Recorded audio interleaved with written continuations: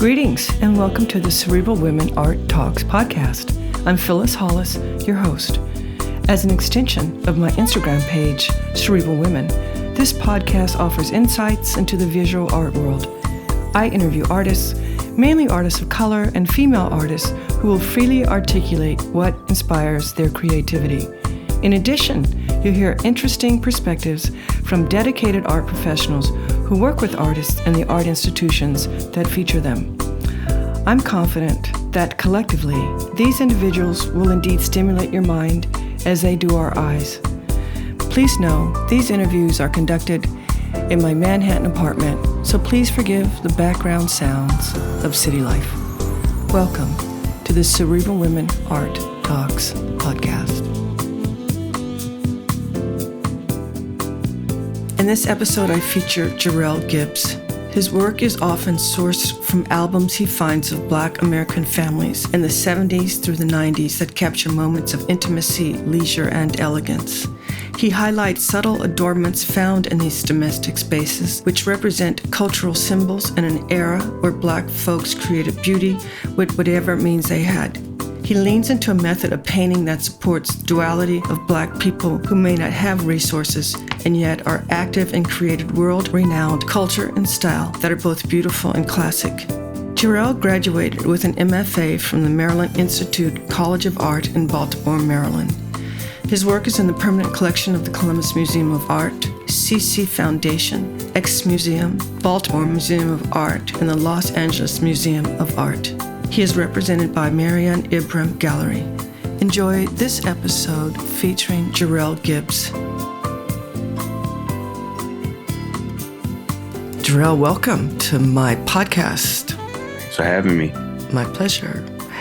So, when did you discover your artistic passion? I'd say I discovered my passion after my father was killed. Just at the moment, it was kind of intense, but the older I got and the more I was able to sit back and reflect on my experiences, that was what shifted it for me. It became an opportunity for me to kind of just have therapy sessions with myself. But as I was going through the process of just like drawing and sketching to myself as a child after that, I really became aware of the talent that I had that I really didn't know about. And then I just kept going with it for a while. And that ended up leading to me really being serious about just drawing like cartoon characters and things that I saw on TV, like athletes that I was interested in at the time. Allen Iverson was one of my favorite basketball players. So I was like always drawing that type of stuff. But to be honest, it wasn't something that I kept doing for a while because just my community and my family just wasn't heavily invested in the arts at that time. So I ended up leaving it alone. How did your art professors impact your practice and your work? My professors impacted my work greatly. Professor Joan Walter Math and Professor Stephen Ellis, who are my professors at the Leroy Hofberger School of Painting, which is the graduate painting program at MICA, Maryland Institute College of Arts in Baltimore, Maryland.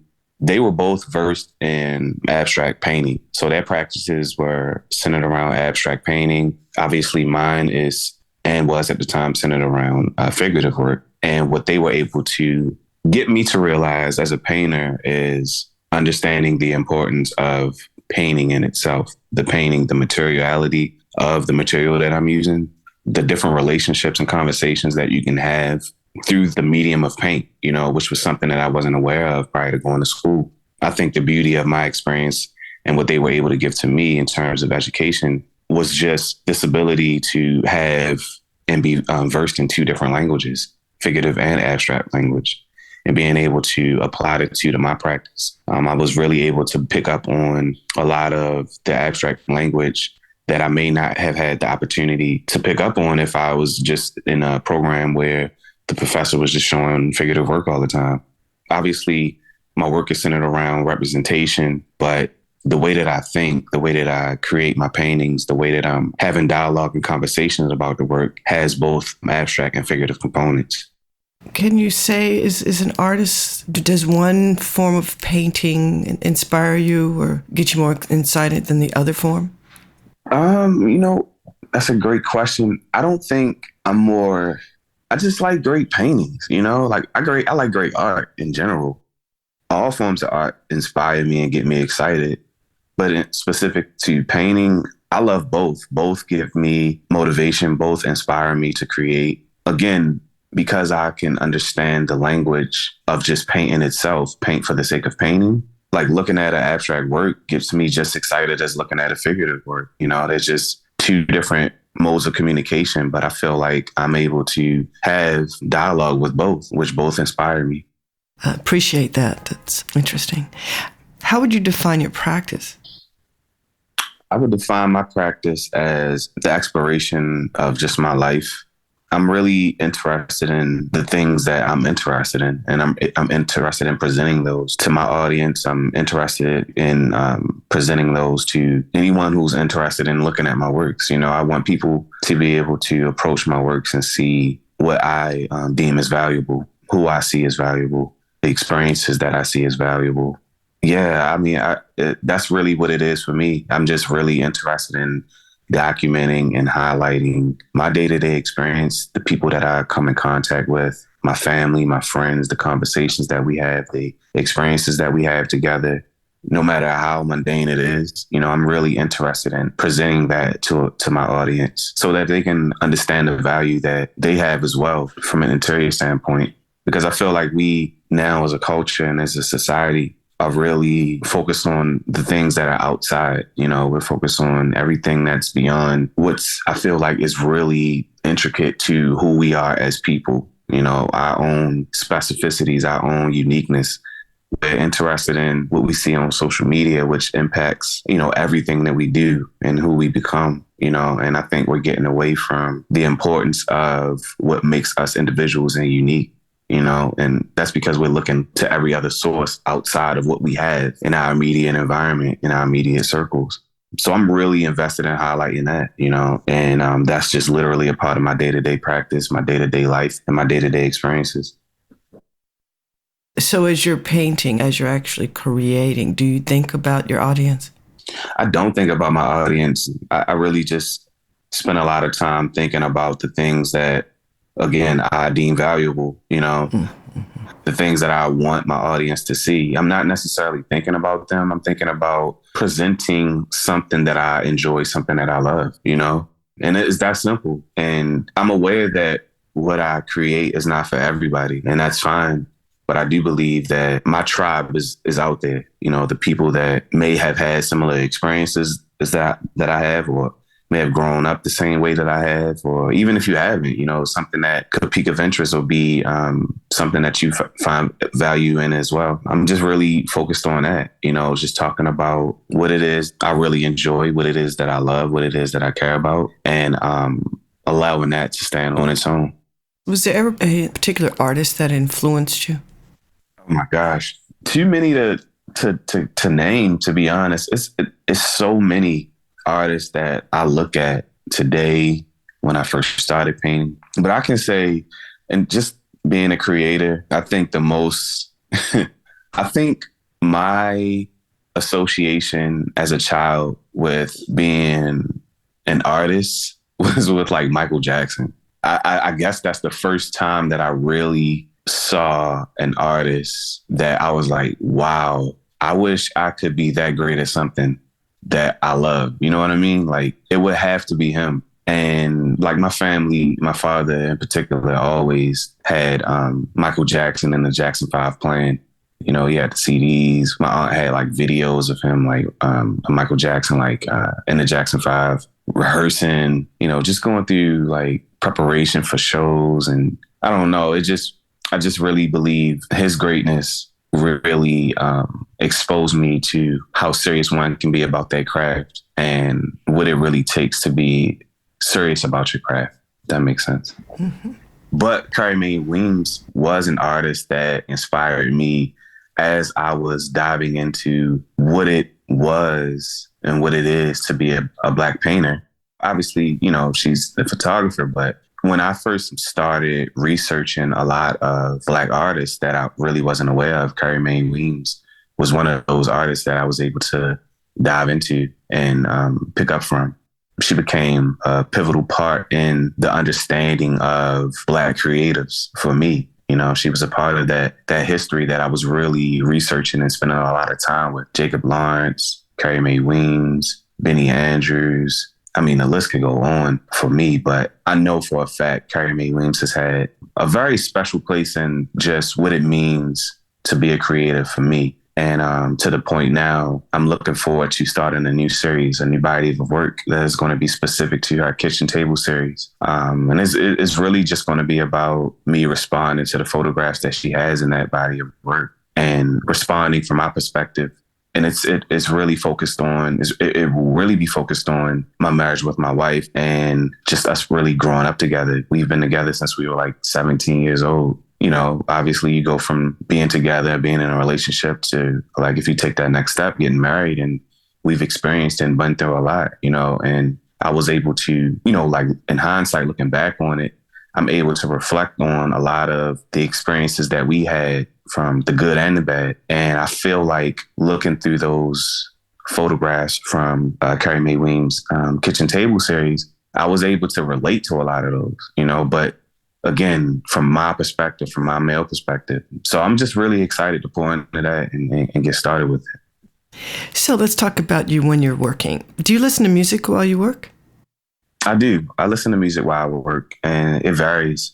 It really just depends on the mood that I'm in. And it rarely has to do with the work. It really has to do with the mood that I'm in. Anywhere from, I mean, I listen to all types of music, rap, obviously, classical. I listen to, I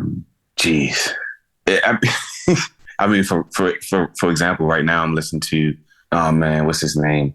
I think it's Juan Gibraltar, a Spanish musician, an older guy. I've been listening to his music a lot lately. I listen to a lot of just like music that gets me in the mood and that keeps me in the mood and the mode that my mindset is at the time of creating. And sometimes I'm just listening to podcasts. You know, I listen to a lot of Eric Thomas, who's a motivational speaker.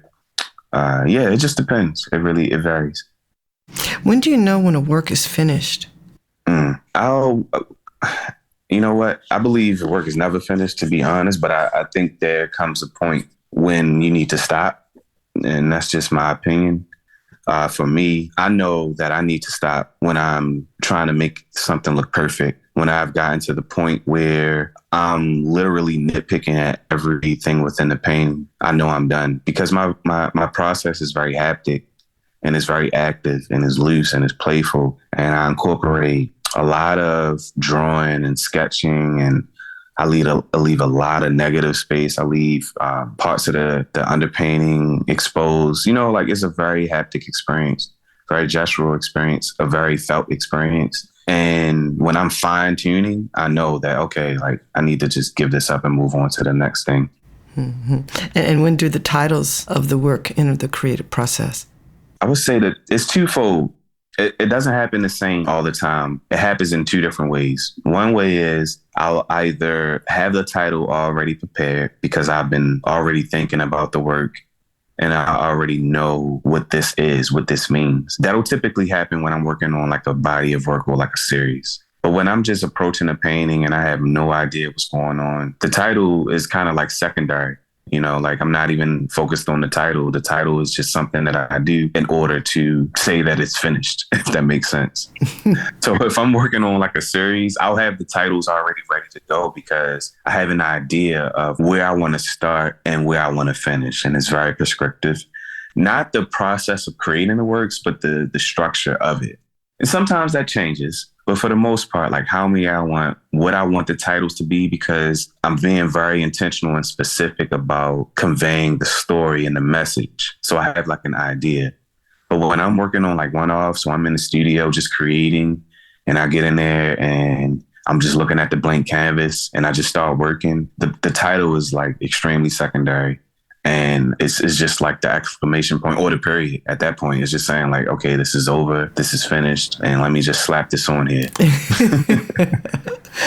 Do you feel Black art can be defined?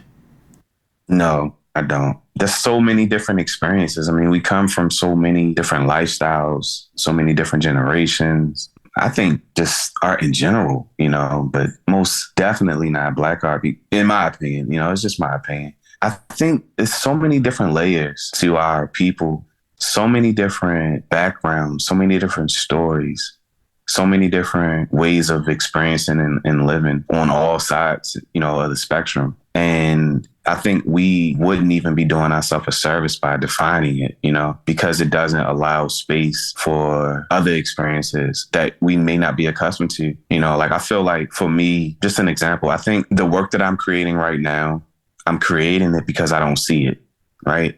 And if we were to define Black art, then I would believe that what I'm working on isn't necessary. I would believe that what I have to offer, what I've experienced, doesn't have any value because we've already determined what Black art is, right? So I think we would be doing ourselves a disservice by defining it. And I think that Black art goes way beyond what we believe it to be to right now. I mean, I'm fairly new to this, and for me, when anyone referenced Black art, when I first really started painting, I immediately thought they were talking about figurative paintings of Black and brown bodies, Black and brown people, and then the more I spent time with my practice and researching and studying and just learning, and experiencing, I began to understand that this thing is way bigger than what I thought it was. So yeah, I believe that it shouldn't and can't be defined, in my opinion. And how do you keep learning?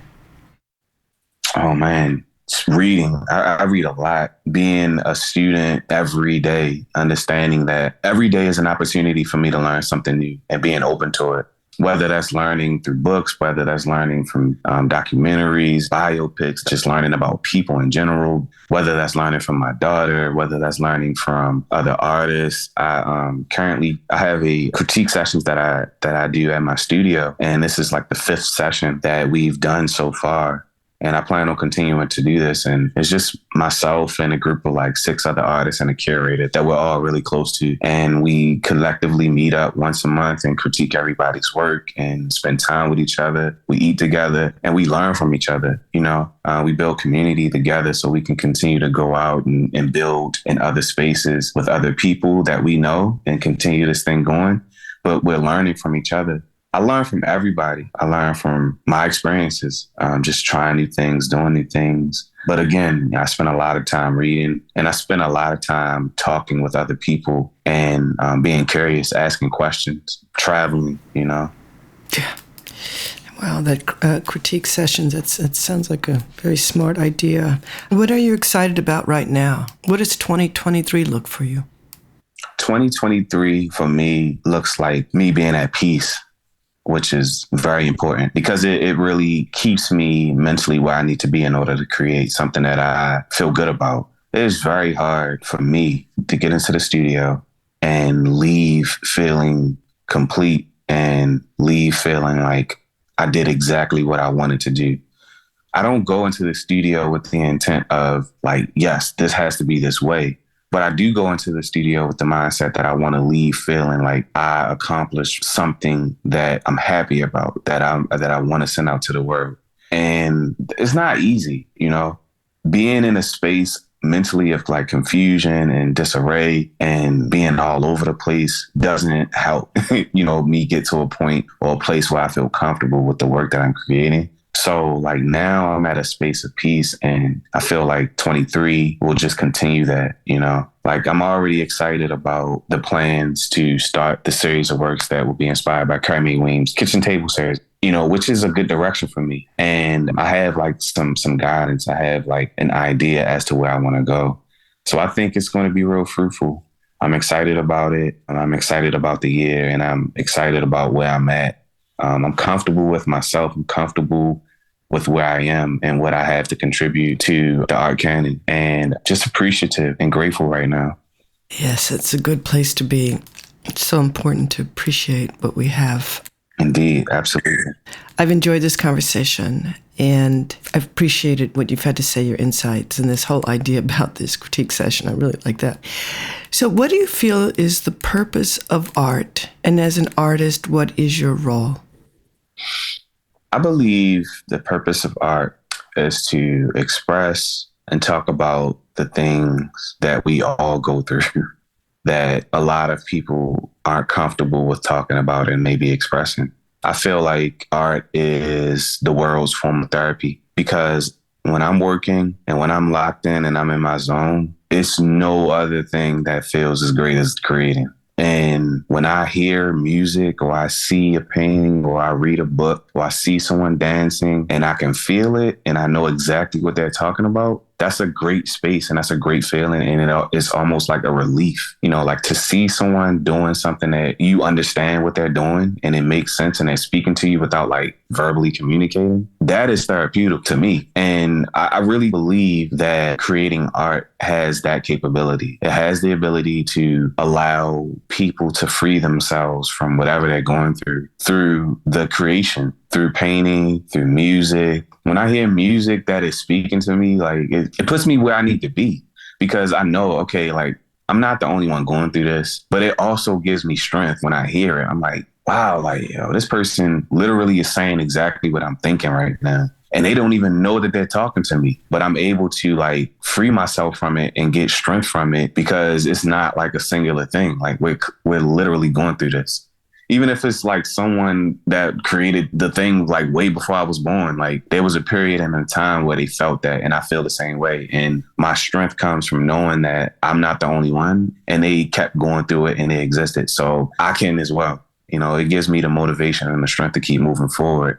I believe it really does that. And I feel like for me, as an artist, I have the ability and the capability to bring to the table and to bring to the conversation the stories for young Black men that's growing up in inner cities who have been dealt a very significantly challenging hand, just through their life experiences and the way they grew up and coming from a single parent family, coming from a home where your mother is your father and your mother because your father is not there for whatever reason, And I feel like what I have to bring to the table is important because there's a lot of young brothers out here that look like me, that come from where I come from, that are searching for other opportunities, that are searching for other ways to exist and to communicate and to express themselves and to be heard. Right. And I really believe that I'm giving them when they see my work and just even hearing them talk about what they see in my work and the stories that we're able to have based on my paintings. It tells me that I'm doing the right thing and it tells me that I'm speaking to the right people. And it tells me that what I'm doing is adding value and is important. Yeah. It is important. And thank you. Thank you for this interview. Thank you for having me. It's been great. It's been a pleasure. Thank you. Thank you for listening to Cerebral Women Art Talks podcast. For additional content, please visit cerebralwomen.com and be sure to follow Cerebral Women on Instagram.